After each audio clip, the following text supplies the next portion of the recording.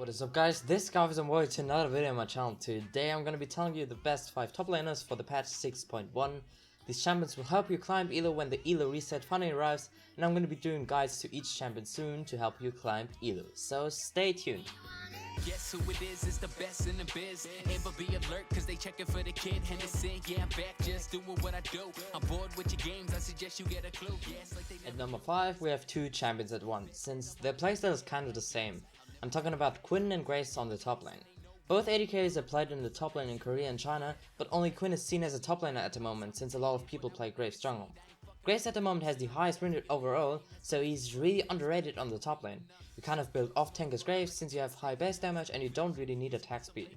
He's really good into melee champions since they have to close the gap, and when they are in auto attack range, your auto attacks will just totally outdamage them, since you do more when they are near to you. As Grace you need a lot of practice since you have a passive which can't really compare to other champions. Quinn is often played against Fiora and other champions who only have one ability to close the gap to you. You can easily outlane your opponent with your early damage spikes with your passive resets from Q and E. After 6 you often just get swiftness boots and you're able to roam bot within 15 seconds from base and carry with ganks. Later on you just try to make picks with your insane mobility and snowball the game from that. Both champions are really easy to get ganked since you're basically pushing the lane 24/7. So on the 4th place we have Malphite. Malphite is kinda boring for solo queue, but really efficient. He's almost unkillable for 80 damage dealers and you can put out some game changing ultimates in mid to late game. Since you basically get 300 armor after 2 items, you can focus on magic resistance after and deal damage at the same time since your base damage is insane. I can't really say much to Malphite since he's really easy and your job is kinda obvious. Try to CC enemy carries and make them useless with attack speed decrease or, just CC them. So now in the 3rd place we have Dr. Mundo. Dr. Mundo is on the 3rd place because his ban rate is over 80%, almost like 84%. But if he's open you should definitely pick him.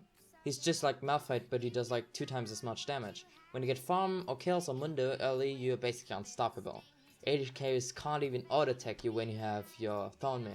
Mundo doesn't really have a laning phase problem either since you can easily farm with your Q and you get your health back when you last hit a minion with your Q, so your sustain in lane is insane. Tanks are really strong at the moment since the armor pin of Lord Dominik's is really bad. So build a lot of tank stats and just run up to your opponents and kill them.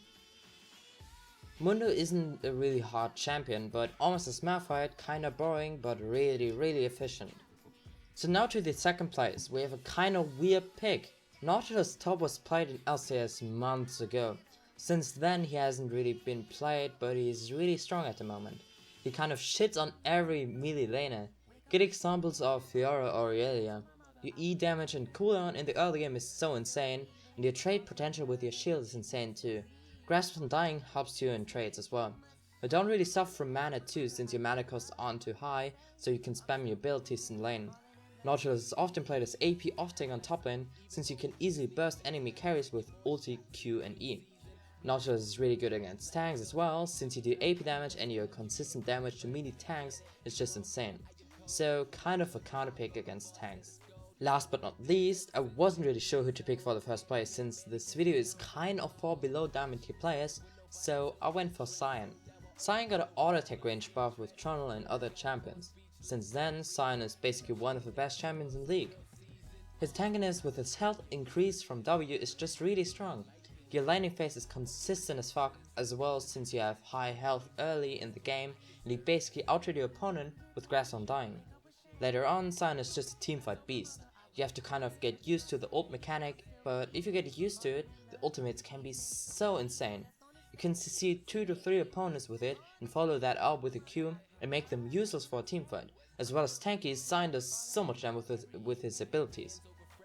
Most of the people won't trust me on this, but Sion has the highest win rate for top lane champions at the moment.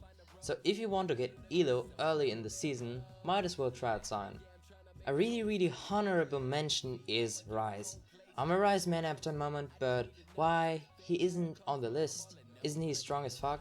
Ryze is probably one of the hardest champions in the game, since your passive is really complicated. People think it's just ability spamming, but it's totally different. You have to focus really hard to get right into your passive and get your combo off correctly. As you see, Ryze's win rate is really bad for solo queue since people don't know how to play him, but Ryze is one of the most consistent picks in LCS, LCK, OGN, and basically all championship series. So if you are an experienced Ryze, elo climbing will be very easy for you. I'm gonna be doing a really in-depth guide for Ryze soon, since players always ask me how to play him. Alright, that was my tier list. I hope you enjoyed it. Be sure to like, comment, and subscribe if you're new, and see you guys next time.